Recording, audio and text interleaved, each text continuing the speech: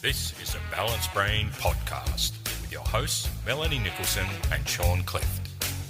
Hello again, everyone. Welcome back to the Balanced Brain podcast. My name's Sean Clift. I'm joined by my good friend and co-host, Melanie Nicholson. How are you, Melanie? I'm good, thanks, Sean. All well down here, and yeah. Absolutely beautiful up here in Brisbane today. It's Saturday. It's hot, it's sunny, it's humid, it's tropical, it's great. So, hey, Mel, we're going to do an end-of-year recap. It's a couple of weeks from Christmas. It's been a massive year. We got a lot to talk about. But what I thought, you sent me some really information. So great information the other day. So I thought, let's start with that. Tell me about the top 5 Google searches for 2021. What'd you find? Yeah, they just released it a couple of days ago. And yeah, I just found it really fascinating. Number 1 was how to maintain mental health. So it was searched more globally this year than ever before. So wow. Number 1. Yeah. So I guess I don't think that's a surprise to anyone listening. Yeah, neither do I. But it's interesting to see that it's maintain your mental health. So it's not, mental health issues or whatever. It's maintain it. So what do you reckon? What do you think people are looking for? What's your thoughts? When I was thinking about this, I was thinking about how I was thinking this in terms of the nervous system. Like every week, something different changes, something comes out, either we're locked down or we're not locked down, or we've got these restrictions, this is happening, and that's happening all around the world, right?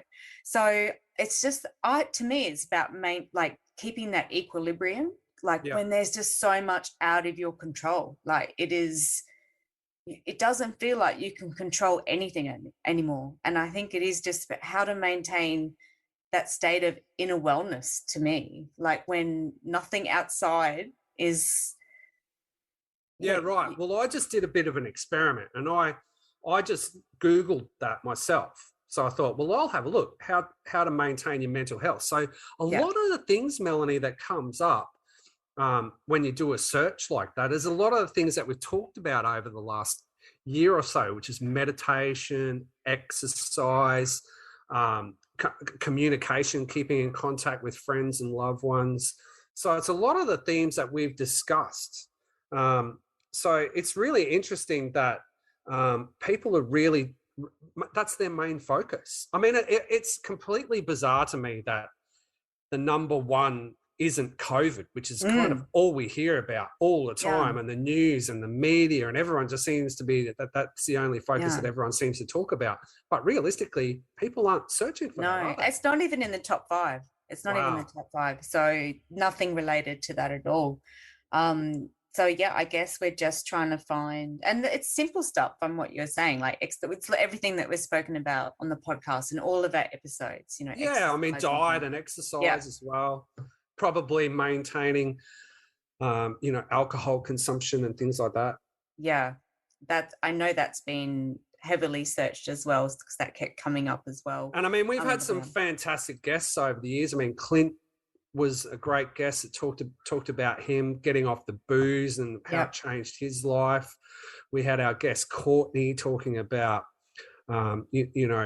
diet and exercise. We did a great episode on meditation. So, and we had Casey talk about like the importance of nature and getting out in nature. I think that's really been important as well in maintaining mental health, being outside.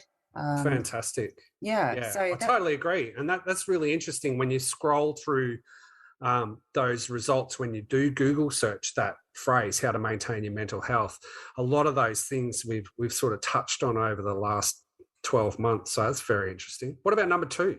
Number 2 was soulmate was searched more than ever before in 2021. And I thought that was, I was blown away by that because for me personally, I've always thought that I don't think people do give up their idea of a soulmate, but to use that specific word wasn't like how to find a boyfriend or a husband. It was soulmate. It was very romantic. So it's beautiful in a way. It's beautiful. It's absolutely beautiful. I mean, when I saw that, I just thought, there was a sadness to it too, because I know that people, particularly the single friends I have, and I was single for a long time myself, they've just been trying to find ways to get out and about and meet people and meet potential partners. And there's some people who felt like they've robbed 2 years of their romantic life and doing that, and potentially finding someone to have children with. And so I know that is coming up.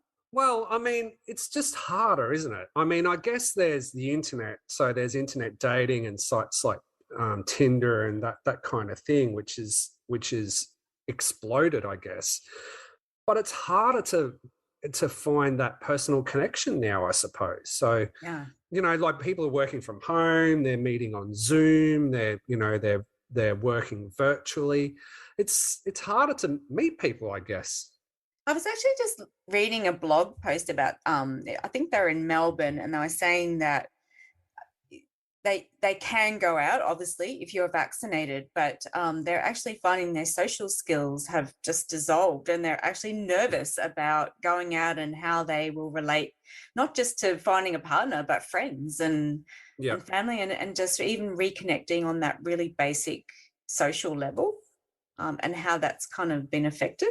It's fascinating that that's number two. I mean, in a way it's beautiful and in a way it's sad, but it's very interesting either way. I mean, it's such an important thing, that human connection, and how often do we talk about how important that is, and it's just much more difficult, I guess. Yeah. All right, what's number three? Number three, body positivity. Wow. Okay. Number three. Well, look, we heard about that the report that Instagram itself came out with in regards to young women and how damaging Instagram was to young women. So that's the first thing that pops to my mind when we look at that. How about you? What's your thoughts there? Yeah, I also think that we were reading a lot about initial lockdowns where people were just eating and eating because it's almost like a survival instinct, right? And then it's comfort. I think there's a lot of comfort eating going on. And to me, that's also around control, like what can I control and what would make me, it's pleasurable eating, right? Good food's pleasurable. So I think I think lockdowns have had a big part of people understand their relationship to food. I find it interesting in terms of the Instagram stuff, because I actually think there is less, to me, devotion towards those Instagram stars. I think this has shown people that kind of looks superficial, even more superficial than it normally would. Yeah. I agree. But at the same time, from a male point of view, it was never really anything that when I was younger that you'd really kind of think about your body image. Whereas I think younger guys today, younger men today, have much more of a focus about, what their body looks like. So I think that I think it'd be surprising to see how many young males are searching body positivity as well. I would not be surprised at that at all. And you're right, like particularly like guys between 20 and 30, I know, on Instagram, and it's about having the big muscles, and like steroid use has gone up dramatically. So that's definitely something that's affecting. So I think that with the prevalence of social media now, body image is important to a lot of people. And that can be a positive thing. I mean, there's obviously, a massive market out there for gym now, and health programs and health and well-being programs and fitness programs. So there's got to be a lot of positive sides to it also. But I think there is that kind of, fear that it's, what happened to women for many, many years with those body image issues, I think is happening to men now as well. I agree. And I'd say some of that is also around control. It's coming back to what is within what can I actually influence and look after at the moment, when the whole world is always constantly changing around me. Yeah. So I think absolutely. All right. What's number 4? Affirmations. searches for affirmations reached an all-time high. So I've loved a little affirmation over the years. But I was quite surprised about that. Well, I'm surprised it's number 4. I'm not surprised that it's up high, but in the top 5, that is very interesting. So, we've used affirmations ourselves, Melanie. Like, I mean, especially during meditations and stuff like that can be very positive. Yeah, I've got one on my computer right now. Do you want me to read it out? Absolutely. Every day, in every way, I'm aligning closer and closer to my higher self. Okay, great. So where do you get that? Do you get that from an app, or do you just have something that you find each day, or how do you find that sort of stuff? To be honest, I've seen quite a lot on Instagram. I've also got a lot of books, my bookshelf, that have affirmations. I've probably followed them for quite a long time. I'm not very disciplined with that sort of stuff, so I do just like to have one that resonates. I'm not. Yeah. Okay. Yeah. So I think it's a good way to. So when you sent that to me, when you sent me this list last night, I was having a look through before we recorded today, and there are so many apps that you can download now that are just affirmation apps. Yeah. And you can sort of, like work out or sort of highlight what sort of things you want, whether they are body positivity ones or whether they're mental health or whether they're motivation or fitness ones. It's a big growth area, I think. Well, it's interesting. I found, because I'm still doing some coaching, I found a box of affirmations called Why I Love Myself. And they're really resonating with young women, teenage girls, and they're incredible. So it's a whole box of affirmations. And I haven't used that before in coaching, but I think people are wanting to just go back to basics like that, rather than the cognitive, like going through all your behaviors and your patterns. It is just getting around to basics like that. And even affirmations aren't just fancy words. They have powerful ways to make us question and think about things. And it's a good way when you're saying them out loud to see if you actually believe them too. Like if your body's sort of like, if you feel, you have to go on your feeling when you read them out. So yeah, I am surprised it's there, but at the same time, I think there is so much negativity going on around, if you look at the media and stuff like that, that people are actually just wanting to love bomb themselves with good words and, like kind of reprogram yourself from the negativity that's out there, which leads us on to the next one, which is doom scrolling. Number 5. Number 5. Scrolling. So is the affirmations to as an antidote to doom scrolling. I love a little doom scroll.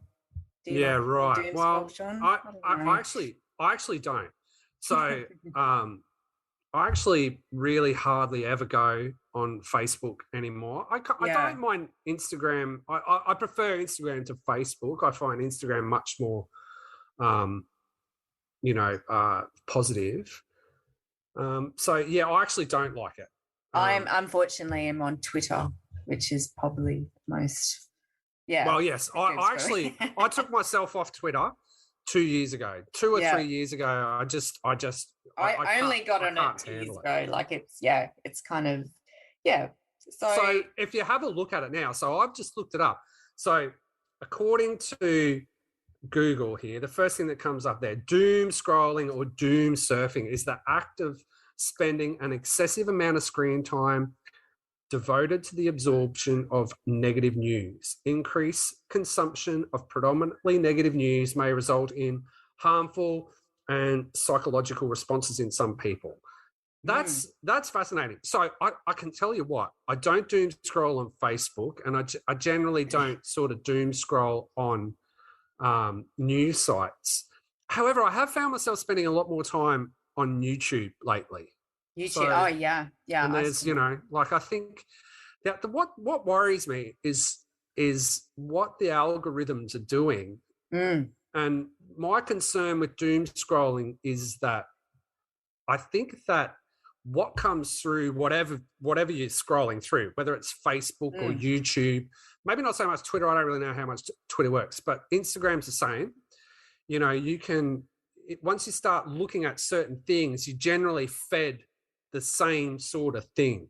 It's on YouTube, absolutely. But what I do is I deliberately go and look up really positive stuff. Like on YouTube, there's heaps of spiritual teachers I follow and stuff. So I balance it out. So my YouTube looks like, you know, like it's doom scrolling, but also the spiritual stuff. But you've got to be careful. You've got to be very careful of that, because I think that you're really susceptible to confirmation bias. Yeah, that's the biggest issue that I have. So, and I find myself sometimes thinking, I'm just sort of getting the same point of view all the time here whenever I'm sort of scrolling through any kind of social media site now. And that's a concern for me, because I think it's much more difficult to get balanced information when you're constantly getting things that affirm your idea or affirm your opinion or something.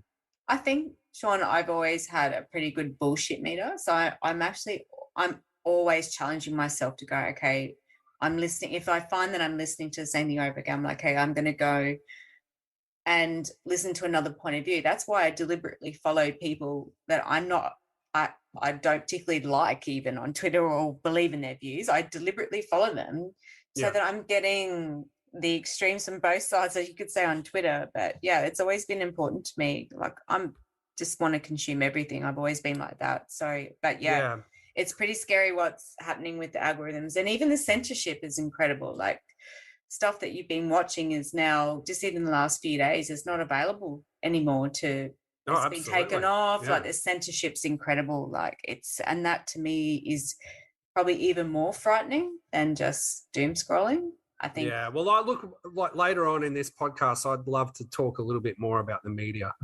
Yeah. But let's have a look at the last thing that you found there, which was something extra. This is the most interesting thing, I think. Yeah, I haven't even had time to see what this is about. The world search for sea shanties more in 2021 than any other time in Google.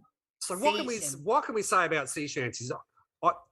Do you know any sea shanties? No, I have no idea. I actually thought, what the hell is that about? Is it because we're Australian? We don't really. Is it a thing overseas? I don't know. I don't know. People should send us some messages. Get on our Instagram page and send us what your favourite sea shanty is. Oh, look, I love a sea shanty. My thought is, Melanie, is that I've been a musician for a long time. Maybe it's just that music is going back underground. I mean, it's so hard to put any shows on. It's so hard to put a tour on. It's so hard to play any gigs at the moment with so much uncertainty about traveling and border restrictions, caps on numbers in venues, lockdowns, all that sort of stuff. So it's been very hard for the music industry, and musicians and the entertainment industry in general. So maybe it's people are looking to get back to that grassroots kind of music, a little bit of a fiddle and an acoustic guitar and a banjo and a mandolin. I love it. Yeah, well, I think there's been a lot of discussion around the way that different rules have been applied to sports and music, right? Like, so sport's been going on the whole time, like professional sport, and music's just been smashed. And, I think overwhelmingly people, as much as they love sport, they love music too, and people wondering about the inequality there with being the rules and the regulations being applied to music have been nowhere near as free and flexible as sport. And I think people really miss seeing gigs or consuming music in a way that absolutely. Melanie, look, I'm in two bands and I play drums for a solo artist. I haven't done a show. I haven't done a gig in 18 months. I think the last gig I did was it was at least 18 months ago. So, we've had some rehearsals and we've had some jams. But I tell you what musicians have done is they're getting together at people's houses and they're jamming on acoustic guitars and little bongo drums and little cajon drums and stuff like that. Yeah. And And we're still playing. Everyone's still playing music. I mean, I'm playing as much music as I ever have, but it's generally at home on my own, or it's with another mate or another couple of guys, or in a very small gathering environment, and that's where music is at the moment. And you know what? I think there's going to be an explosion of creativity from it. I think there's going to be a lot of really great music come out in the next couple of years. And I think it's going to be a lot more earthy and a lot more emotional than what music has been for the last 10 years. And I think it's going to be a really positive thing, actually. Yeah, I also think regardless of what choice you make, and we're talking about vaccination here, it's not actually pleasant going out, like checking in and wearing masks, and it's not the same experience. And I think doing more things at home, whether that is to do with music or just having more family gatherings in the home. Look, I think once initially people get out and about and they go back to a cafe or pub, I think that is actually going to change. I think if things stay the same long term in terms of making it really difficult to go out, like it isn't a pleasant experience. I don't know anyone who just doesn't miss. Remember when you could just walk into a pub and have a beer, or just even a small band? And I just think, that you're right. That I think things will become more organic. I think that absolutely in many ways, and food, we can see that with food, right? Like people food, with markets, entertaining. It's much more about inviting people around and cooking up a nice meal, or getting some really good ingredients on a barbecue, and playing a bit of music and having a good laugh. It's changed, I guess. Maybe not so much for the worst.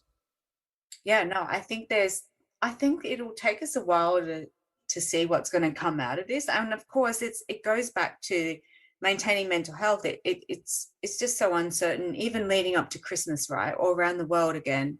Looks like there's going to be more lockdowns. And, I mean, this is the thing, and Christmas for most people is a time when they do get with family. It's not always all joyful, and Christmas can be really stressful, right? Well, I think it's more stressful now than it ever has been. People are always surprised, like when I worked at the child support agency for a long time, when I was helping separated parents, January, we had to put on extra staff because that is the most popular month to separate, right? Like families just kind of, after Christmas, January is just a really stressful financially, people's relationships break. So I think it's really important that we have this discussion today about how, and interesting about maintaining mental health going into Christmas when people aren't really sure what's going to be happening, and adding that extra stress on. I think it's going to be really, and again, people not getting over borders to be able to be with their families. Because some people have just decided that it's too hard. Well, it is. I mean, it's been 2 years now since I've seen my mother, who lives in southwest New South Wales. So you know what it's like trying to get over the border into Queensland. It's been pretty much impossible. Yeah. And then there's always the risk that I've been able to get down to New South Wales, but then the chance of being locked down and then having to isolate. I've got a small business, so there's just no way that I'd be able to do 2 weeks quarantine and keep my business running. It'd just collapse, really. Yeah. So I haven't been able to take that risk. And so, my mother has now watched her 5-year-old daughter and her 2 other grandsons that live on the Gold Coast basically grow up over the last 2 years over Zoom. Yeah. Over FaceTime. And that's been very difficult. And I think that leads us on to, what we were going to talk about, which is, what's the way through this? Like, where do we go? How do we maintain any sort of normal life at the moment? Going into what looks like every week's just going to be more and more of this. It's a difficult time. Leading up to Christmas is a very difficult time because, it's stressful for everyone. There seems to be this like deadline of the 25th of December where you have to have all of this stuff done. I know what it's like from my work. It just seems like everyone wants everything done before Christmas. Even though, I could easily be doing it 2 or 3 days after Christmas. It wouldn't really make much of a difference. But there's these looming deadlines. Everyone that wants to catch up before Christmas. And then there's the issue of well, how do you maintain those relationships with people that you can't catch up with? We can't get across borders. Yeah. We can't travel on planes, or we can't. It's very hard. So, I mean, on my personal experience, Mel, FaceTime and video calls have been like the lifeblood, Yeah. really. Well, That's how we do it. That's how me and my family have done it. I don't know how we would have had been able to get through, having a relationship where, like, I still think that my little daughter has a good relationship with her grandmother, even though she hasn't physically seen her for 2 years. She's been lucky enough that she kind of gets to, talk on the video and goes around and shows her things and shows her a new school uniform and what she's been working on at kindy and all that sort of stuff. I don't know how you do it any other way. well, what we also have to talk about is the elephant in the room is Christmas Day, which can be really tough for people, and just add alcohol and what gets talked about, and like this year is going to be a minefield, right? Like, Absolutely. particularly talking about vaccination and Absolutely. people's choices. I'm already seeing that people are uninviting people because of their decisions. Yep. People have broken relationships with their own parents, with their grandparents, with their, like siblings. And this is not being talked about. This is not being talked about, like what that's going to look like over Christmas. Absolutely. Look, it's had an impact on our family. So, like, in my personal opinion, it doesn't. I don't really think it. Like what your decision on whether or not you take the vaccine should be utterly your decision. Like, it's. Yep. But I just can't believe how much of a divide this issue of vaccine mandates has had such an impact on family, friends, and workplaces. I just. Yeah. I was really worried 6 months ago, before that, as to what was going to happen around vaccine passports and the mandates. Yeah. I could see issues early on. And you know what it's like here in Australia, Melanie, it came on very hard and fast. Very hard and fast. We were told that there was going to be no mandates, and, officially there's no mandates, but and then there was a whole lot of mandates, like, and it's been very difficult for everyone. Well, and that's the thing. And I think you and I know Australians who actually are kind of, it depends on what you consume, but when I tell people that people are actually marching around the world for us and talking about us on, like, oh, we don't want, what's happening in Australia, and people are like, oh, really? So, yeah, I guess there's different realities even with your own country, but I'm very concerned. And I've yes, at the shocking speed of it. And the fact that our Prime Minister said absolutely no vaccine passports, and that is what they are. And people, like, we've lost 5,000 nurses alone in New South Wales, and people have been, nurses the whole time. Oh, nurses are now. I think it's incredible how quickly things have escalated in Australia with that type of what's happening, and we're the only country in the world still that does not allow its own citizens to travel freely within their country. Like it is with the borders. I mean, anyone who's from wanting to see family in WA, it doesn't matter whether you're vaccinated or not, you're not getting there. I mean, Western Australia may as well be another country now. Yeah, and I just just even that identity as a nation and traveling freely about, and I'm seeing families who've got very sick children, and I've got dying relatives who still can't get over borders, who made the decision to vaccinate to do that. And this week they've been stopped from doing that. So that's truly devastating. And I really think there is that people who may not have been questioning as much, who are now like, this seems really, it's completely inhumane what is happening really in our own country, lots of countries around the world, but I think Australia's been shocking. New Zealand is I'm seeing some really distress, like my partner's dad is in New Zealand. The same things are happening there. And it's really, I think that's been the saddest thing for me to see what's happened here. Yeah, and it's going to be a tough time over this Christmas with people having some very differing opinions, and just that alcohol. I think everyone has to be really aware of what's going to happen. Mel, you've been a family counsellor before. What's your advice? What's your advice to people over this Christmas period? I'm really big on setting boundaries. So, yeah, I always say to people, I think at the moment, and I've done this myself in conversations, where you really, really make a conscious decision at the start of the morning to actually not discuss anything about particularly vaccines or COVID. And I actually think there's an appetite for that now. But of course, when there's alcohol involved, that can be, that's where I would say is put some boundaries around alcohol. But actually, if you've got a big family thing happening on Christmas Day, then you actually have that conversation straight up, just like put it on the table, like,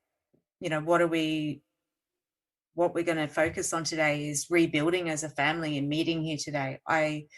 That's going to be hard in families that are already reasonably dysfunctional, and that is the case, Sean. Like, a lot of people go and have to go to family gatherings where they don't really want to be, knowing what happens every year. So they're going to have, I think you're actually going to even have to make a choice there where you may not want to go to a particular family event, but you're going to have to make that choice yourself. Like, I would advise that to people. Like, if you really just want to hang out with people you're going to feel good with all day.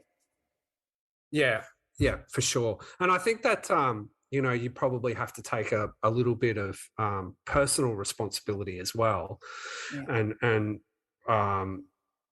know when to just stop a conversation and walk away, or take on another activity and change the subject of whatever it is. And I think that a lot of that people just need to sort of understand themselves that they might be starting to get a little bit worked up or a little frustrated, and then they need to be able to just say, look, let's go and do something else. Let's play some cricket. Let's go and have a swim in the pool. Sport. And what I would say to people, and this is what I used to do, particularly for family mediation around Christmas time, is just have breakfast. Breakfast is the safest, go and have breakfast at your parents or your in-laws or whoever, and then spend the rest of the day with your kids, or with your kids.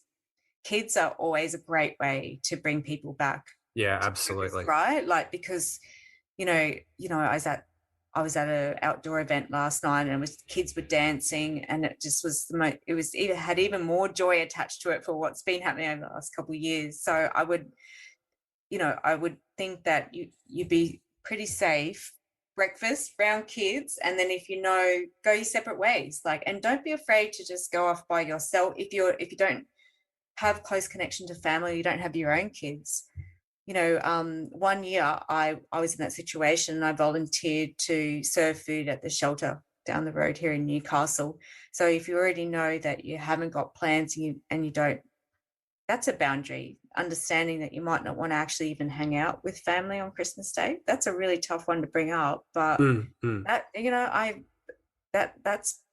that's a really viable option. If it's something that is just going to cause you even more stress. But I do know there are families too, also not political at all, and won't, that won't apply. But this is for people who know that conversation's coming up. But yeah, get it out on the table early. I think the all-day stuff's probably gone this year. The all-day drinking around with family, I think that could be dangerous. But yeah, I think it's just being upfront about things and just focusing on simple stuff like good food. Yeah, exactly. But yeah, watching the grog. Like, everyone likes to drink on Christmas Day, but I think everyone knows they feel better for just having a couple of beers too. Like, if you're drinking all day, and particularly up there in Queensland, what it's like, Sean, like, it's super hot. people get, Oh, yeah. like, and I think as much as possible, have it outdoors. I actually really believe external environments actually create a better mood in an outing. Like when you're in a house and people are just, there's noise and stuff, that's what people don't think about that. Yeah, so for our Northern Hemisphere listeners, we have quite a lot, Melanie. Yes, we do have actually. quite a lot. Yeah. I don't know if they'd be able to No. have it outside and jump in the pool and stuff like that. So No. for all you guys listening north of the equator, down here in sunny Australia, it's hot at Christmas. Yeah. Hot, hot, hot, hot. So yes. Yeah, outside events are a really good idea. But you can still play the same, if you're inside. Oh, you can still play some games. If you're inside, you can still, But yeah, I think boundaries is the most important. Like having that conversation in the morning, like we're not going to talk, we're going to, not talk about COVID or vaccines today. We're just going to pretend it's 2019. So Mel, before we get on to some highlights of 2021, what was some of the things that you saw this year that that really got your attention, and what are your observations? So one thing I would say is that I think, like a lot of people, I thought, I always love a new year. So I thought, like, at the end of last year, I do think, like a lot of people, naturally you just thought it was going to be over. Like you were going to move in, and it was just that hit. Because I actually think this has been a far more difficult year if you think about it. Absolutely. For everyone, like in terms of the world. So I have been feeling quite disconnected, which is really hard for me because I'm a big community person. And I think this year particularly has highlighted to me, well, how am I going to create a life after this in other ways, in new ways? What will that look like? So I've actually really been thinking about that the last few months, about what I want to create, because I can't see in this present moment how things have changed positively in I guess on a bigger scale. So I'm sort of like, well, what have I learnt about myself over the last couple of years, and what's that going to look like in the future? I actually think it's, for the first time ever, it's really difficult for me to do long-term planning. Like I'm actually just don't know what tomorrow's going to bring. I think there's that sort of nervousness. I think a lot of people have, like, okay, well, what's coming? And it's how do you harness that energy into creativity? Like, I think that's the key. So I think that's where I've always loved nature and getting out in nature and water. And that is absolutely my solace now. Like, and that's probably where I go to if I just really need to ground myself and center myself back in the present. So it's really just, it's been about being aware that those simple things can bring a certain peace. And it's from that place of peace that I can visualize a future. I think it's really hard at the moment. So I guess it's been more about reiterating the skills this year around how do I reconnect back into myself and how do I create from that place, and not doom scrolling, which and being aware of how that makes me feel. Like something like doom scrolling, now I'm like, okay, I've got to get out of this pretty quickly, because it's not, I can't do anything from that place. Yeah. Well, like I said, one of the big observations for me this year was how my trust in the media and news and information has just eroded so much in the last 12 months. I just can't believe, how much,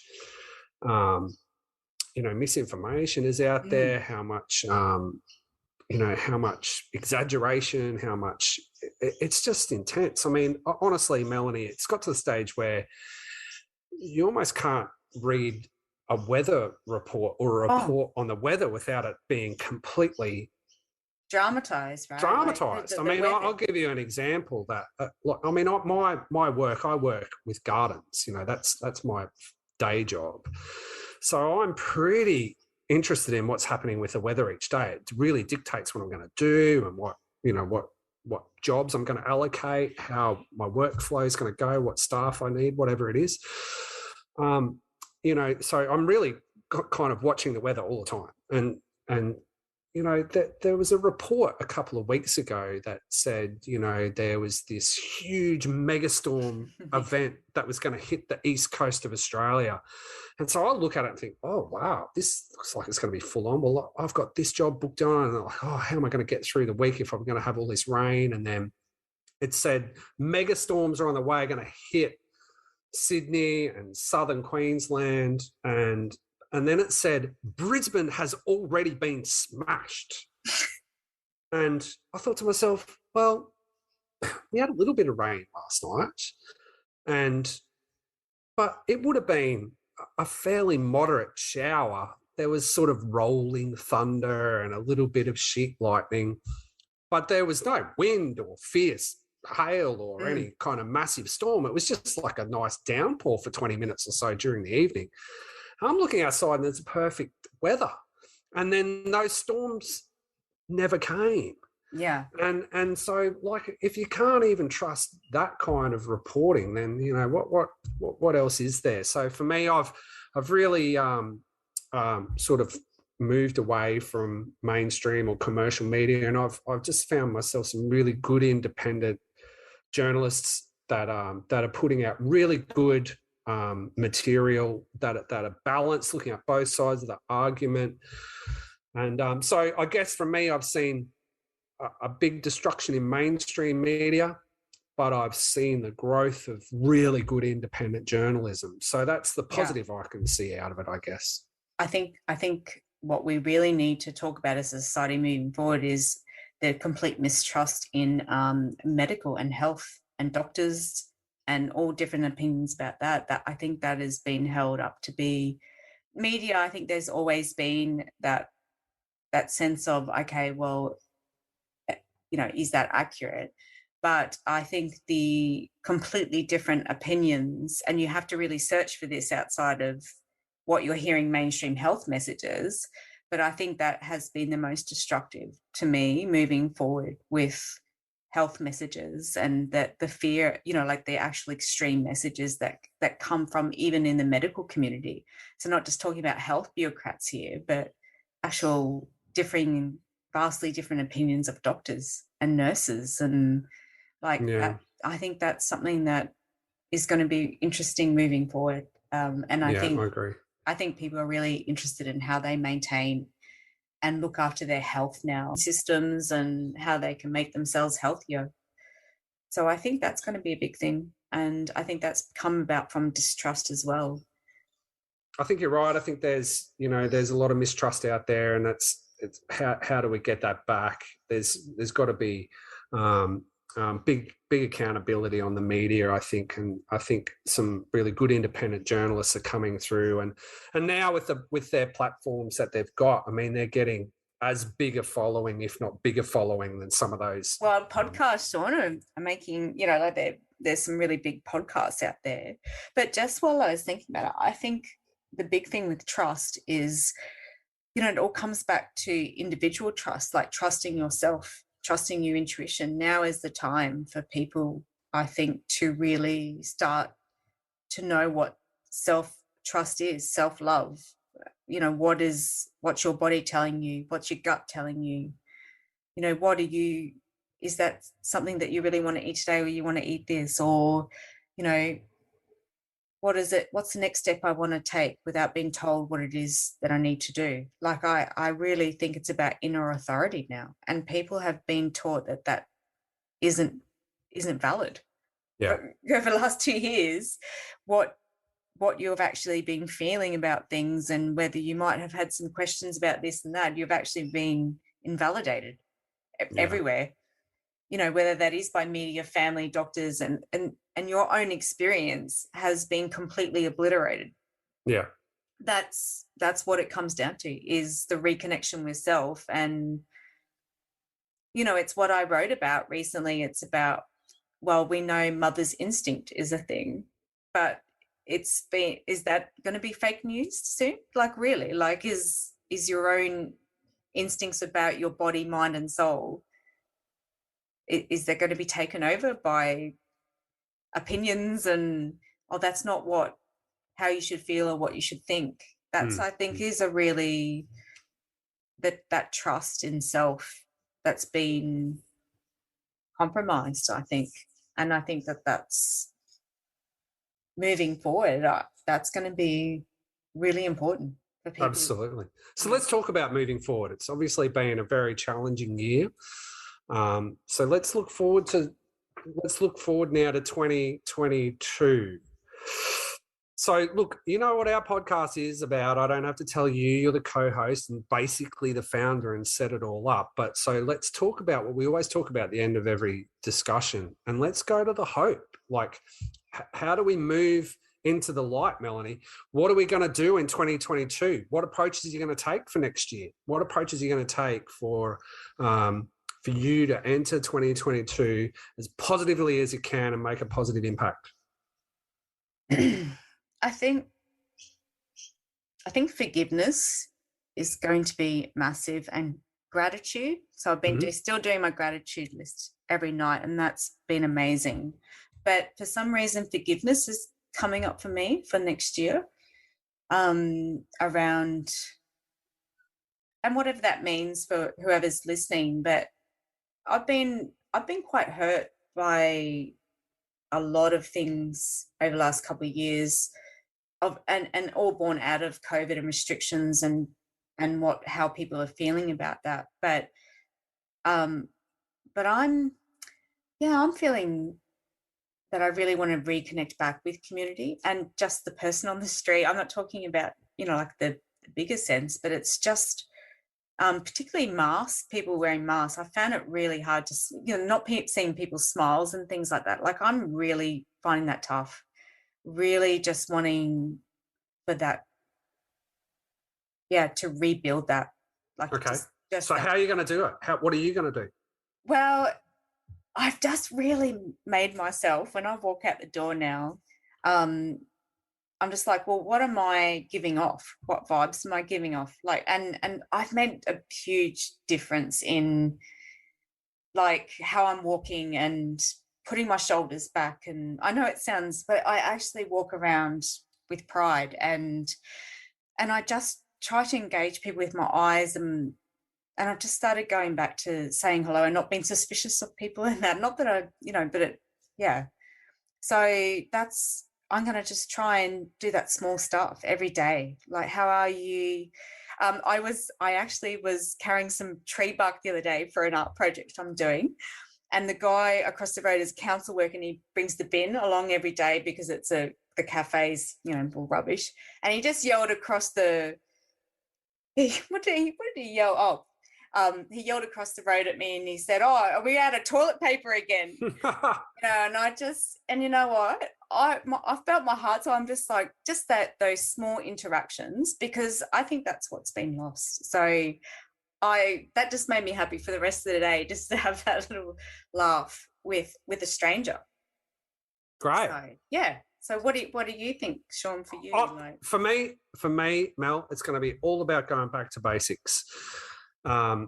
My little girl last night actually said to me, "Dad, I don't want to go to the supermarket as much anymore, and I think we waste too much money on food. So we need to grow more of our own food." And we've always had a little herb garden and stuff like that. So actually today we spent the whole morning today building a couple of gardens with some little fruit and vegetable trees and things like that. We're gonna focus on that in our house. We're going to do a lot more growing our own stuff and hopefully eating a lot more of our own food, and maybe swapping some things with people and stuff like that. So we're going to go back to basics, and I want to just have a lot more sort of smaller gatherings.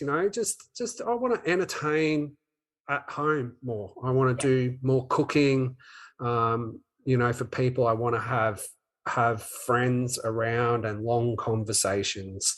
Yep. And I want to spend more time playing the kind of music that I have been over the last couple of months as well, on a musical level, just jamming with friends and jamming with different people and learning a couple of different genres of music and getting out of my comfort zone. But for me, it's all back to basics. That's what I'm going to focus on next year. And I think I'm going to go into 2022 being really positive on that side of things, that I think that, you know, a lot of things are being taken away from us. There's been a lot of freedoms eroded and a lot of control from government and a lot of noise and a lot of energy that's been really negative and destructive. And I want to try and kind of break through that noise and get back to basics. And I think if we can do that, if everyone can kind of really focus on the basic, simple things, it's just much easier to be happy when you've got getting the simple things right. Yeah. So that's what I'm going to do. That's how I'm going into 2022. And that's going to be my hope for next year, is that everyone sort of refocuses on the basics and finds those simple things in life. And what you love about people and love about yourself. Like, absolutely. That's yeah. But I think that's, well, I think we've covered a lot, Sean. Absolutely. And on a, yeah. So Melanie, Merry Christmas. Merry Thanks Christmas. for a wonderful year. It's been our breakthrough year this year. So trending in all parts of the world. We'll be sharing that with you shortly, how we've been trending. It's very exciting. Very exciting. So you have a Merry Christmas, and I'm sure we'll catch up over the phone and over Zoom, but I just want to publicly say that it's been wonderful working with you this year. I want to wish all of our previous guests a very Merry Christmas. I know most of them have had massive challenges throughout the year, and we're in contact with them all, and they all seem to be going really well. So I want to wish them a very Merry Christmas, and I want to wish all of our listeners that have been very loyal to us, Melanie. We've had some really great loyal listeners, and thanks for all of your feedback and your comments and your questions. And so Merry Christmas, everyone. I hope the rest of the year is peaceful and joyful with your family and friends, and that the new year is going to bring some really great things for you all. So Merry Christmas, everyone, and Happy New Year. Merry Christmas, everyone. Happy New Year. See you, folks. Bye. Bye.